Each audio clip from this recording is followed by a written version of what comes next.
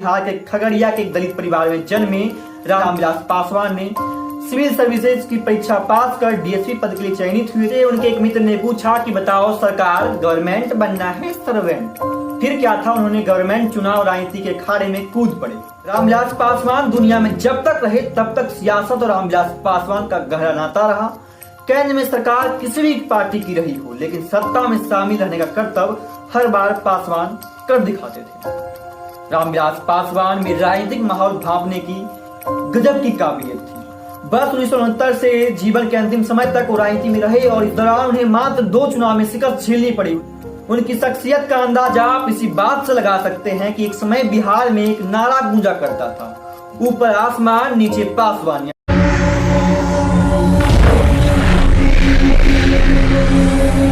नमस्कार, मैं हूं सागर सुमन, लोकवाणी देख रहे हैं आप। आज हम आपको एक ऐसी शख्सियत से रूबरू कराने जा रहे हैं जिन्होंने सर्वेंट नहीं गवर्नमेंट चुना।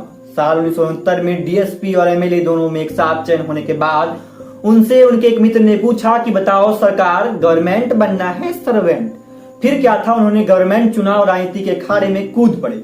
यह कहानी है पूर्व केंद्रीय मंत्री रामविलास पासवान की। आज ही के दिन सन 1946 में बिहार के खगड़िया के एक दलित परिवार में जन्मे रामविलास पासवान ने एक छोटे से इलाके से निकलकर दिल्ली तक का सफर अपने संघर्ष के बूते तय किया। इसके बाद उन्होंने कभी पीछे मुड़कर नहीं देखा। लगभग 5 दशक तक वो बिहार और देश की राजनीति में सिरमौर बने रहे। ना काहू से दोस्ती, ना काहू से बैर, इस कहावत को रामविलास पासवान ने चरितार्थ किया। रामविलास पासवान दुनिया में जब तक रहे तब तक सियासत और रामविलास पासवान का गहरा नाता रहा। केंद्र में सरकार किसी भी पार्टी की रही हो, लेकिन सत्ता में शामिल रहने का कर्तव्य हर बार पासवान कर दिखाते थे। रामविलास पासवान में राजनीतिक माहौल भांपने की गजब की काबिलियत थी। अपनी इसी काबिलियत के कारण अक्सर राजनीतिक गलियारे में उन्हें मौसम वैज्ञानिक भी कहा जाता था। बिहार के पूर्व मुख्यमंत्री लालू प्रसाद यादव ने रामविलास पासवान को मौसम वैज्ञानिक का नाम दिया था। रामविलास पासवान हवा के रुख के साथ राजनीति के अपने फैसले बदलने में माहिर थे। इसमें वो कामयाब भी रहे। इसी का नतीजा रहा कि उन्होंने 6 प्रधानमंत्रियों के साथ काम किया। साल 1989 के बाद से नरसिम्हा राव और मनमोहन सिंह की दूसरी यूपीए सरकार को छोड़ वह हर प्रधानमंत्री की सरकार में मंत्री रहे। वो देश के इकलौते राजनेता रहे जिन्होंने 6 प्रधानमंत्रियों की सरकार में मंत्री पद संभाला। बहुत कम ही लोग जानते हैं कि रामविलास पासवान का राजनीति में आने की कहानी सामान्य नहीं रही। उन्होंने प्रशासनिक पद से लेकर राजनीतिक पद तक का लंबा सफर तय किया। बिहार के एक मामूली गांव से ताल्लुक रखने वाले रामविलास पासवान ने सिविल सर्विसेज की परीक्षा पास कर डीएसपी पद के लिए चयनित हुए थे, लेकिन रामविलास पासवान को प्रशासनिक पद नहीं भाया और वह समाजवादी पार्टी के नेता राम संजीवन के कहने पर राजनीति में सक्रिय हो गए और साल 1969 में पहली बार संयुक्त सोशलिस्ट पार्टी के टिकट पर चुनावी मैदान में उतरे और विधायक बन गए।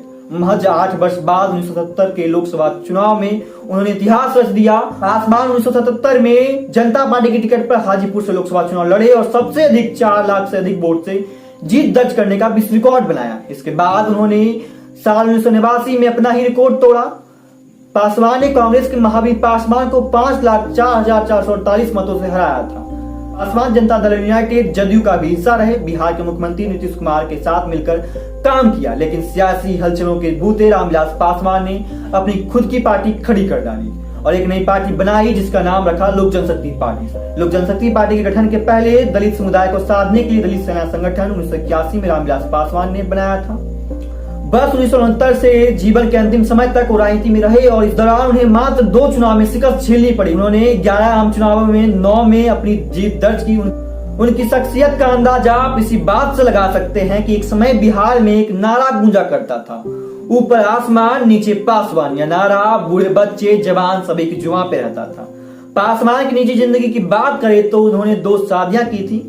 पहली शादी 14 साल की उम्र में ही ग्रामीण पृष्ठभूमि से ताल्लुक रखने वाली राजकुमारी देवी से हुई थी। हालांकि साल 1981 में पासवान ने राजकुमारी को तलाक देकर रीना शर्मा से दूसरी शादी की थी। ठेठ बिहारी रामविलास पासवान और पंजाबी रीना शर्मा की मुलाकात का किस्सा दिलचस्प है। रीना शर्मा पेशे से एयर होस्टेस थी और एक सफर के दौरान उनकी रामविलास पासवान से मुलाकात हुई। धीरे धीरे दोनों के बीच नजदीकियां बढ़ी और साल 1983 में दोनों ने शादी कर ली। पहली पत्नी से रामविलास पासवान की 2 बेटियां हैं, जबकि दूसरी पत्नी से चिराग पासवान और एक बेटी है। आलोचकों की माने तो वो जिस भी मंत्रिमंडल में रहे वहां उन्होंने भ्रष्टाचार पर लगाम लगाने को लेकर कोई भी तत्परता नहीं दिखाई। वहीं परिवार को लेकर भी इनका विरोध होता रहा है कि पासवान हमेशा अपने परिवार के विकास में लगे रहते हैं। बता दें कि 2019 के लोकसभा चुनाव के बाद लोकसभा में सबसे बड़ा परिवार रामविलास पासवान का ही है। खैर 2019 के लोकसभा चुनाव में रामविलास पासवान नहीं लड़े। उन्होंने अपनी संसदीय क्षेत्र अपने छोटे भाई पशुपति नाथ को सौंप दी।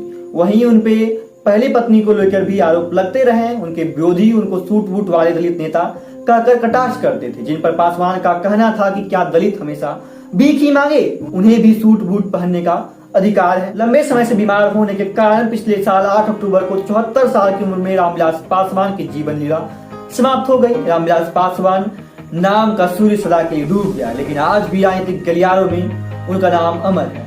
आज के लिए बस इतना ही। ऐसी ही शख्सियतों की कहानी हम आपके बीच लेकर आते रहेंगे। बने रहिए लोकवाणी के साथ। धन्यवाद।